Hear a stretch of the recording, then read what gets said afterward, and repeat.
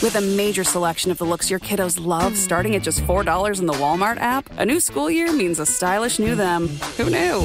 Find skater skirts and Crocs that say, I'm casual but cool. Sparkly sneakers that say, it's my classroom, you're just learning in it. And preppy polos that say, I'm the teacher's pet, even if they're mommy's menace at home. Find their favorite styles starting at just $4 in the app. The Walmart you thought you knew is now new. This episode is brought to you by Nespresso and Samra Origins by the Weekend Coffee Collection. Introducing Samra Origins. My collaboration with Nespresso is a connection to my roots, to my mother, Samra. Coffee that hits the right notes. It transports you. Crafted with unique notes and bold soaring flavors. Experience a taste that moves you. Nespresso and Samra Origins. Discover more at Nespresso.com.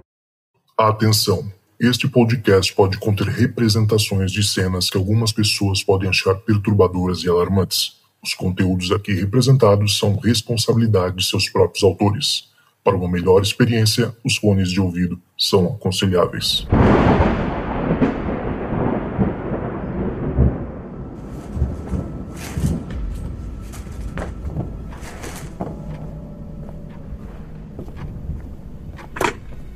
Olá, esta é a caixa de mensagens do Relatos do Além. Você tem 2 novas mensagens. Fala, Zoucas, tudo bem? Bom, eu sou o Rogério Oliveira, eu também tenho um podcast aqui no Spotify, que se chama A Hora do Pesadelo Podcast, onde eu e os meus amigos comentamos um pouquinho sobre filmes, séries e outras produções, principalmente do gênero de terror, horror e fantasia, mas acabamos falando um pouquinho de tudo. E bom, eu também tenho o Sem Tempo, que é meu canal lá no YouTube, é facinho, é só colocar youtube.com/@semtempo ou só digitar @semtempo lá no buscador que vai aparecer, que é um canal onde eu conto histórias, causos e coisas assim que permeiam a cultura do interior, e eu conto num clima meio bar, assim, meio boteco, como se fosse uma conversa entre amigos. E bom, Zoucas, muito feliz por estar participando aqui mais uma vez aqui do Relatos do Além. E eu tenho um relato muito bom para contar hoje aí. É essa história do avô de um amigo. E esse avô, eu vou chamar de Seu Carlos. O Seu Carlos, ele nasceu lá em Alagoas. Ele era indígena mesmo, nasceu numa tribo. E na década de 70, na década de 80, entre 75 e 80 ali, ele se mudou para Campinas. Porque ele já cansou da vida lá na aldeia, cansou de como as coisas eram. E decidiu ir ali para viver em Campinas e para trabalhar na construção civil. Aí ele já tinha alguns contatos lá e tudo mais, e foi para Campinas trabalhar e viver lá. Aí ele arranjou uma casinha numa chácara mais afastada da cidade, onde era mais barato e onde ele conseguia morar, se sustentar e viver com a família ali. Já tinha os filhos, já tinha toda a estrutura e tal. E é isso. E ele, enfim, ele tinha a rotina dele, que era ir todo dia para a obra, trabalhar, construindo prédio, construindo coisas corporativas, era esse tipo de coisa. Ele trabalhava na construção civil ali. E aí, o meu amigo sempre contou que o Seu Carlos ali, o avô dele, tinha muito medo dos chefes dele, porque os chefes deles eram maçons. E isso, para quem não entende muito bem, ainda mais na década de 70 e todos esses anos atrás aí, para uma pessoa ainda que nasceu numa tribo e tudo mais, era algo muito misterioso, muito esquisito, e tinha aquela máxima, aquele mito que maçom mexia com coisa errada e tal.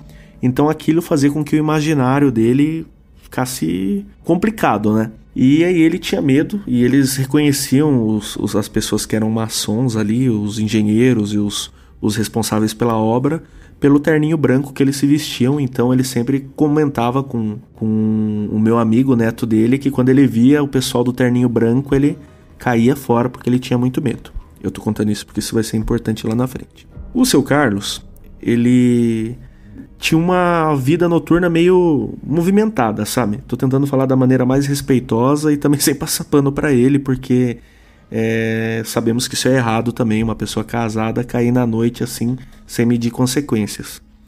Mas ele foi para lá, ele ia para lá e fazia isso mesmo. No dia de pagamento, ele ficava para a cidade e já gastava metade do pagamento na noitada. Mesmo tendo família, tendo tudo, ele ficava por ali e, enfim, como muitos e muitas pessoas já fizeram e conhecem pessoas que fazem isso. E aí ele, numa dessas noitadas de pagamento, ele ficou festando e ficou curtindo a noite e tudo mais, até o ponto de já não ter mais o que fazer e tal. Aproveitou o que tinha que aproveitar e bebeu e enfim. Aí chegou um horário da madrugada que expulsaram ele da boate que ele tava e ele pegou o caminho da roça, o caminho para casa. Aí, para chegar na casa dele, saía do centro da cidade, do centro de Campinas, e andava até pegar a estrada de terra e andava mais e mais até chegar nesse lugar, nessa chacrinha aí onde ele morava. E esse dia tava bonito, tava fresco, tava gostoso, pelo que o seu Carlos comentou ali com todo mundo ali, era uma noite agradável e estava tranquilo, e a lua cheia clareava o caminho, que tornava mais tranquilo ainda de andar, porque estava tudo muito claro, muito gostoso e tal. E ele sozinho na estradezinha de terra, rumo para casa, 1 hora de caminhada. No meio do caminho ele começou a ter a sensação de estar começando a ser perseguido, sabe? De estar alguém observando ele, a sensação de alguém começou a me seguir. E ele falou que ele andou, aquela sensação, escutando barulho, como se alguém estivesse olhando para ele. Andou metros assim, até que chegou um ponto que ele estava muito incomodado. Já tinha escutado barulho no mato umas 2 ou 3 vezes.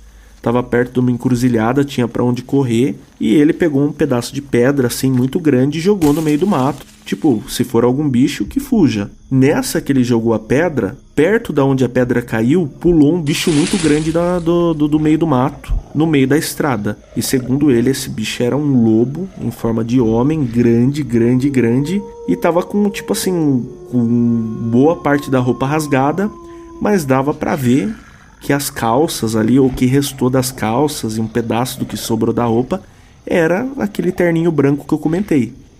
Aí ele juntou o A com B e falou, poxa, é um lobisomem, esse bicho vai me pegar.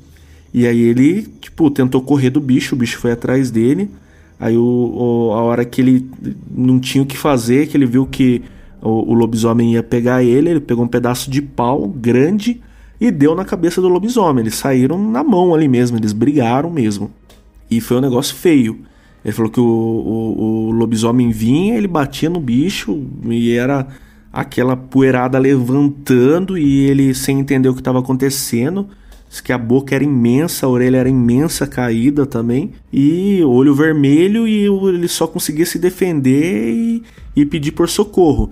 Nessa da gritaria toda, ele viu que uma luz de uma casa lá mais longinha acendeu. E aí ele falou, pô, é pra lá que eu vou correr.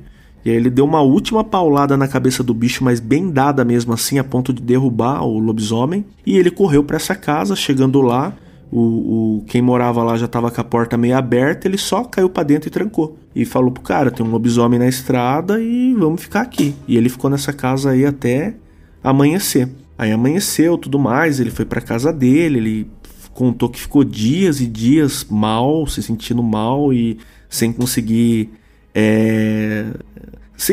sabe, ter o sentimento de paz e aquilo ali na cabeça dele, toda aquela situação que ele passou, que parecia a cena de um filme. Depois de um tempo ele decidiu que era hora de voltar a trabalhar e tudo mais, e ele voltou pro trabalho. E aí, chegando lá no trabalho e tudo mais, ele tinha pessoas mais próximas a eles, amigos assim de longa data, inclusive os amigos que ajudaram ele a trabalhar, a arranjar o trabalho ali onde ele estava. Ele contou a história para um deles.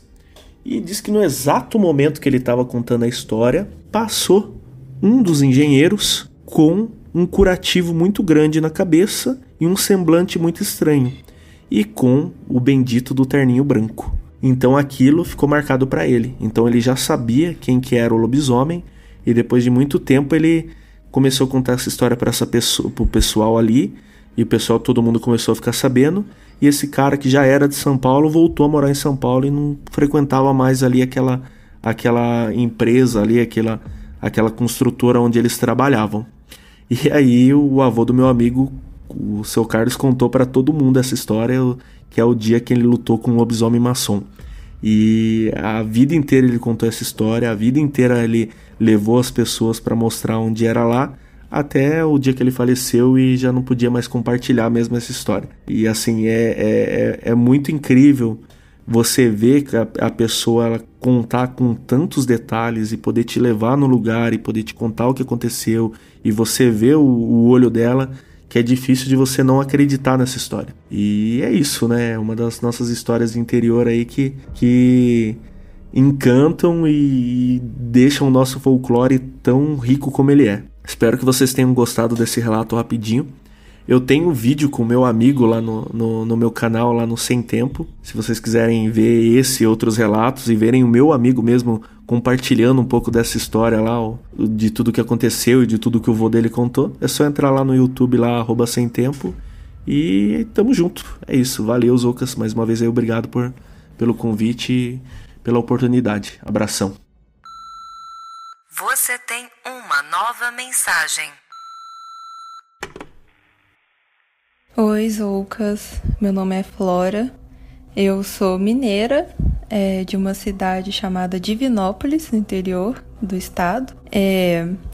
Já deve ter ouvido falar porque aqui fica mais ou menos a 1 hora da cidade de Cláudio, onde aconteceu um caso ufológico que tá ganhando mais espaço na ufologia ultimamente. Então, eu vou contar uns relatos. Alguns deles eu ouvi, outros aconteceram comigo.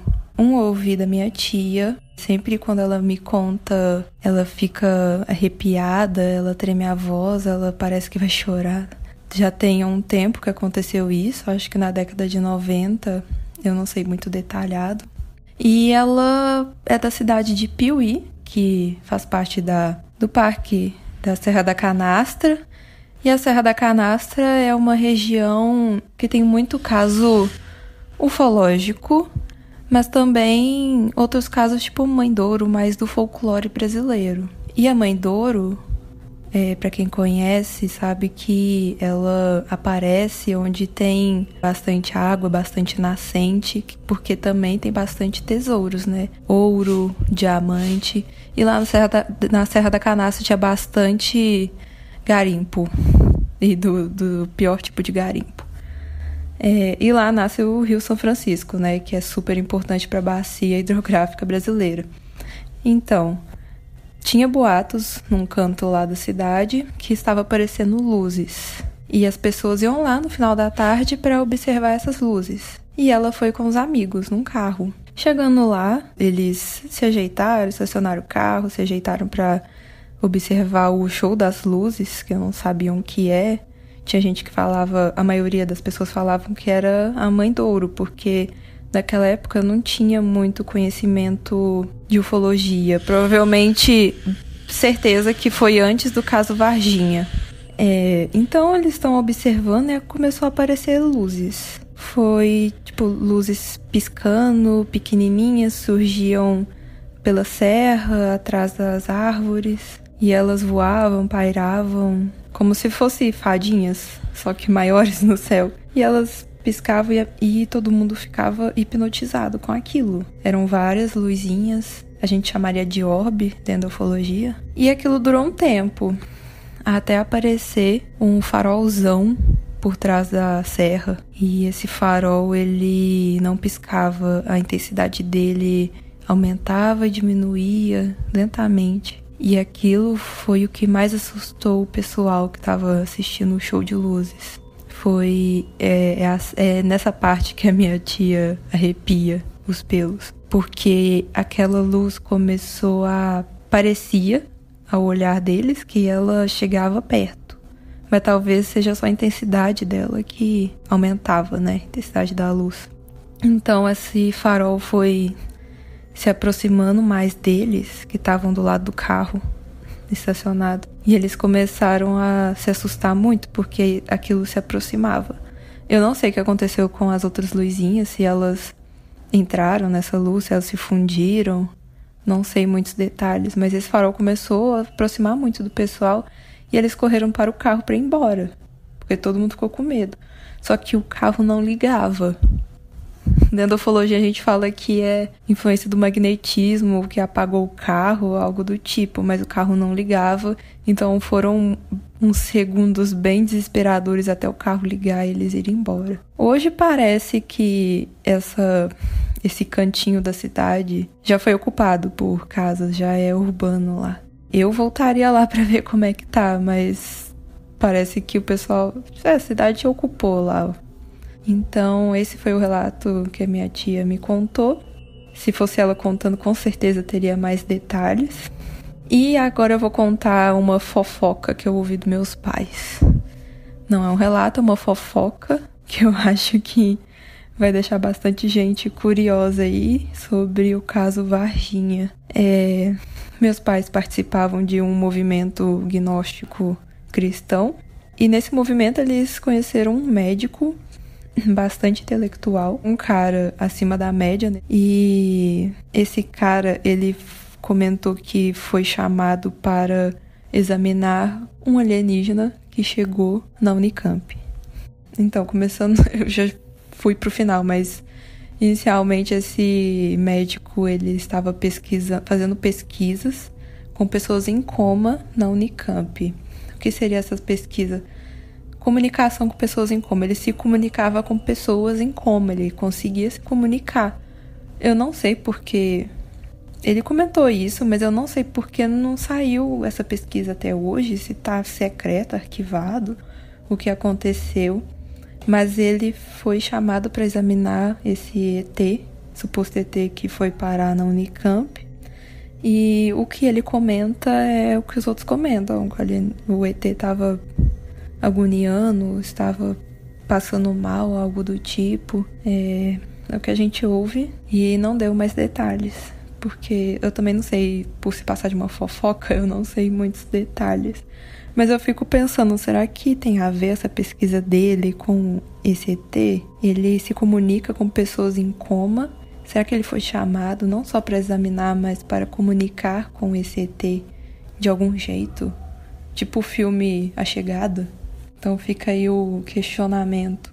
Bom, os relatos que eu passei não são tão grandiosos. Eu sempre quis ter experiências sobrenaturais e as experiências sobrenaturais que eu tive acabam tendo explicações mais científicas. Bom, eu estava jantando com uma pós-festa numa roça. Já era à noite, eu estava jantando, quase indo dormir, e a luz caiu. É uma roça, tipo, a luz cai, a fiação é velha, ela fica desgastando, mas a luz caiu, normal. A gente se ajeitou lá, continuou jantando, nada de errado. Mas eu ouvi uma risada bem estranha vindo da floresta ao lado da roça.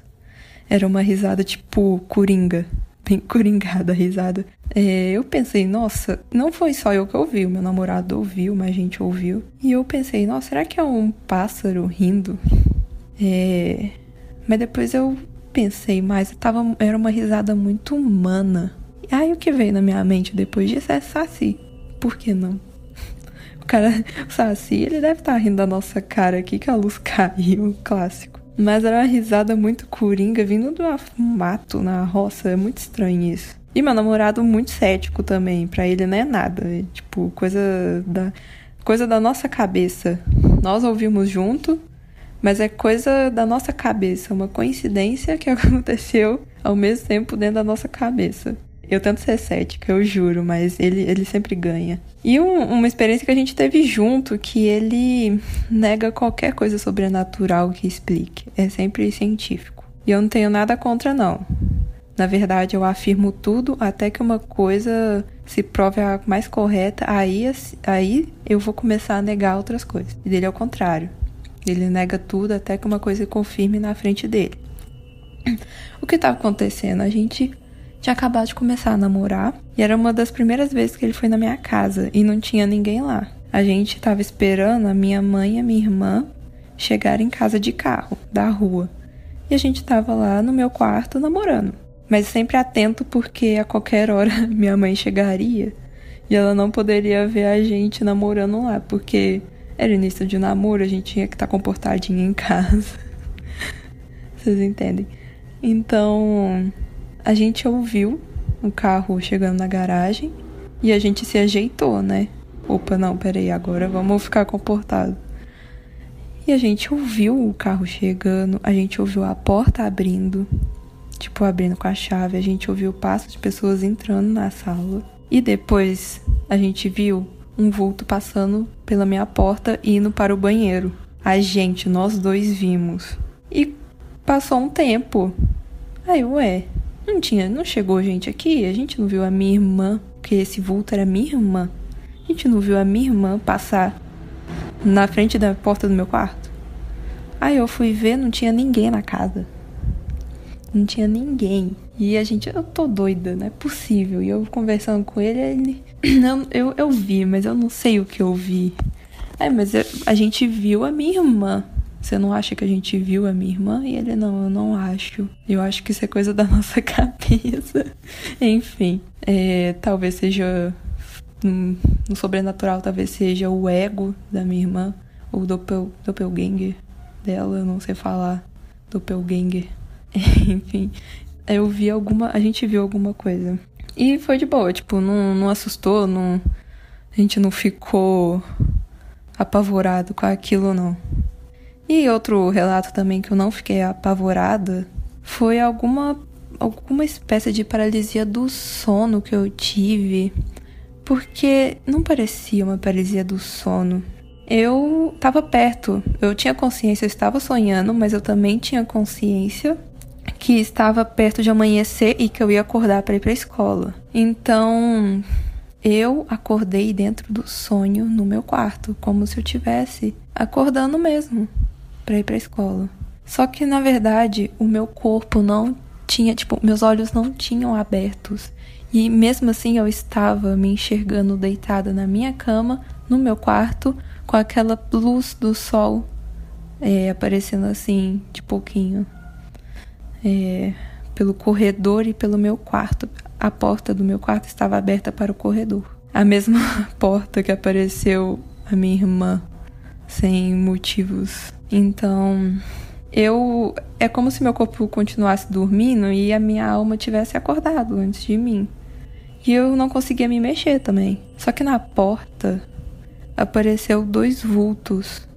Eu não vejo como alienígenas, mas imaginam de baixa estatura, uma sombra preta. E eles não estavam, parados na porta. Eles estavam de ladinho, assim, como se estivesse espiando, sabe? Eu não tava gostando daquilo.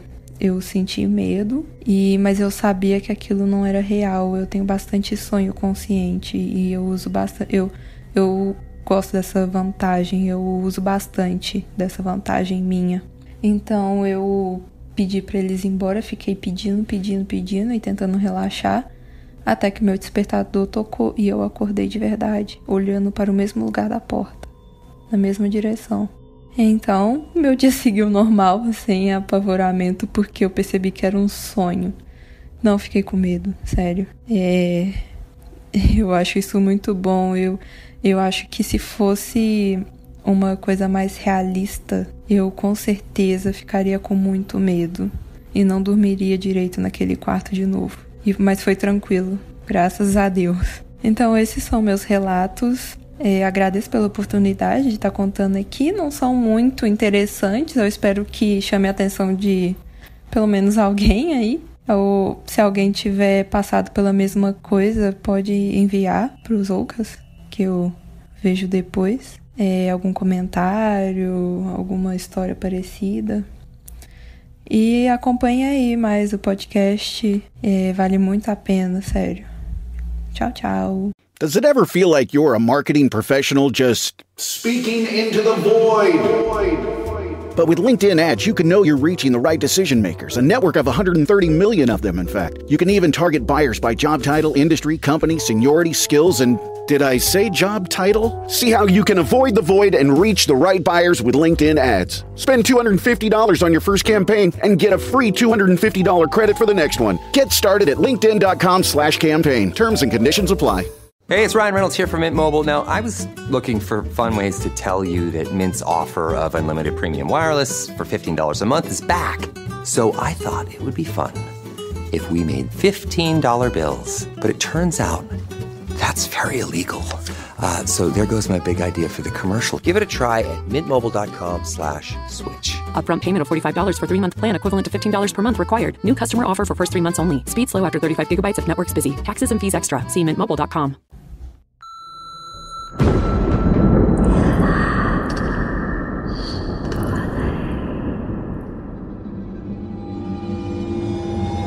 Então é isso, galera. Chegamos ao final do nosso primeiro relato aqui da nova temporada do Relatos do Além. A gente tá indo já pro nosso 3º ano, galera. Passa rápido, né? Parece que o Relatos do Além começou ontem, mas na verdade já passou um tempão. E por isso, obrigado a todo mundo que mandou o seu relato hoje e todo mundo que escutou, você que ficou até aqui, até o finalzinho. Obrigado mesmo. E também lembrar que a gente ainda tá com o nosso relato especial, o relato secreto, que são as histórias incríveis, assustadoras demais lá do Rancho Skinwalker. Por isso eu faço força para você entrar lá no nosso grupo secreto, escutar esse e outros muitos relatos que ainda não foram pro ar, através, você já sabe, www.apoia.se/Relatos do Além. E digo mais, gente, esse ano promete, a gente tá pensando aí, tô tentando mover os palitinhos aí pra gente lançar nossa lojinha e fazer nossas camisas, né, do Relatos do Além, já tá na hora, né? Então é isso, gente, obrigado mais uma vez, e a gente se vê semana que vem com mais relatos. Valeu, até a próxima e... se tocar o telefone, não tenha medo. O além pode estar esperando do outro lado da linha.